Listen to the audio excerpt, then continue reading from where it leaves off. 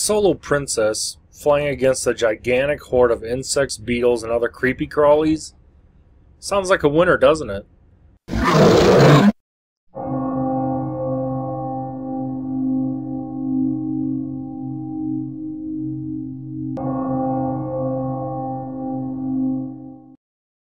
That's exactly the premise behind Cave's 2004 vertical shooter Mushihimesama.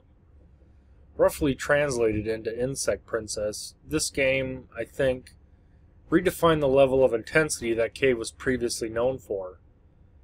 This was the first game that used Cave's new Hitachi SH3 based PCB, named the CV1000, allowing a complete overhaul of the graphics, sound, and overall gameplay from the ground up. The storyline is simplistic enough. In an ancient time, there were giant insects running around. Humans also existed, but lived in fear of the bugs. In a large forest, we find our heroine, named Reko,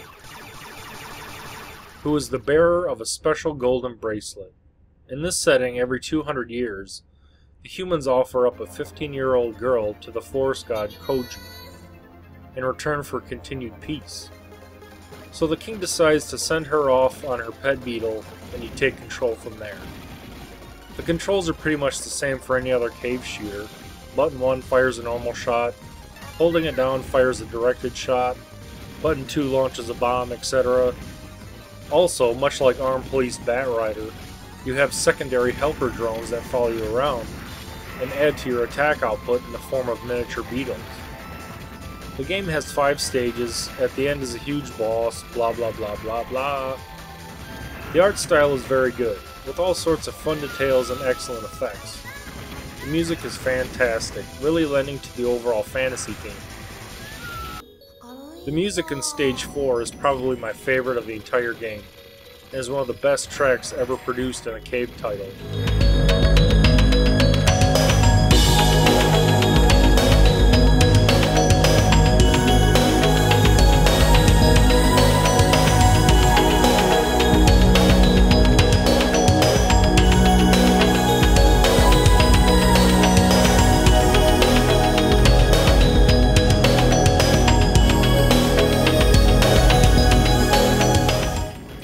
Let's get to the scoring system.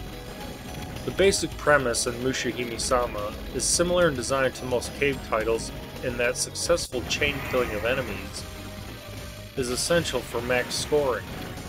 You'll notice 2 kinds of numbers floating around during the game, usually above enemy positions. The yellow number indicates a plus amount to your overall chain, while the red amount is subtracted from your present chain amount. It gets confusing because on top of that, you also have to figure in your relative distance to each enemy, with you being closer equaling a higher amount added to the chain, and also the amount of time the enemy has been on screen, with more time equaling a diminishing return to the chain additive. Lastly, there is a method of making your multiplier go up incredibly fast, via using your drones to increase their own chains, then tapping the third button to instantly add their chains to your main chain. There are 4 kinds of golden gems to collect to affect your score: large and small airborne gems, and ground gems. The ground gems usually count for much more, but they don't appear as often as the airborne ones. Yeah, the scoring mechanic in this game is one of the reasons why it's not my favorite. It's too confusing, it doesn't yield enough for the amount of shit you kill, and just generally wasn't implemented that well. Its sequel, Mushihimesama Futari, has a much more dynamic score system, and to me is far superior to the original game. But we'll get to that in its revisions like Mushihimesama Futari 1.5 and Mushihimesama Black later on. Now it's time for something I like to call Aaron's Beginner's Visual Supplemental to Multi-Level Vertical Shooting Bullet Patterns Guide. Part 1. And let's freeze it right here. We'll use this screen for the tutorial today. This level is your first barrage of bullets marked by red circles, followed by the secondary barrage marked in orange, and lastly this third and final barrage marked by a yellow sphere. Now you also have these sections marked by green circles that are firing off at certain angles. Well, you could say, Aaron, why don't you just take this path and you could avoid everything? That won't work because you have this other barrage of directional bullets behind the first set. So if you try and zoom up in between them, you're going to get killed by those anyway. Plus, there's another enemy coming just off screen. Well, you could say, Aaron, take this path and go up in between. No, that wouldn't work. But you have to remember this is a cave shooter, and even though the bullet trajectories look like they go in straight lines, they really don't. They actually go slightly like this. Try and imagine them going slightly diagonal from where you think they are. Then you could say, well, I could just scoot over into this corner here, marked by this large grid covering this surface area of fire. Nope, because the trajectories will still get you as they move towards the corner, and you're dead again. Actually, in order to successfully navigate this, you probably have to take a path somewhat like this.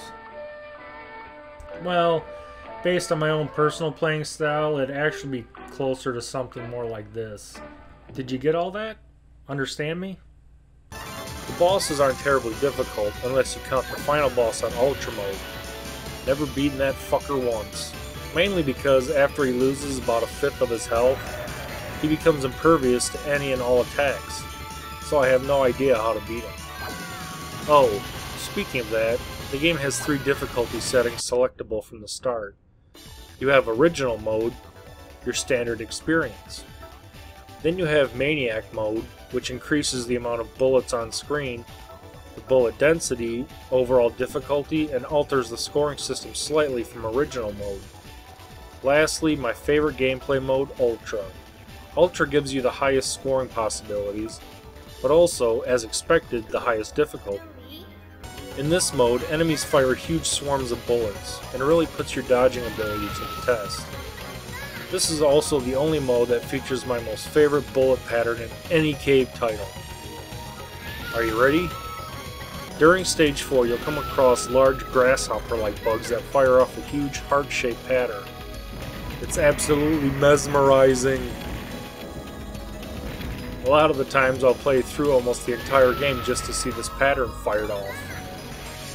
You ready? Here it comes. Yee! Let's go back and see that again.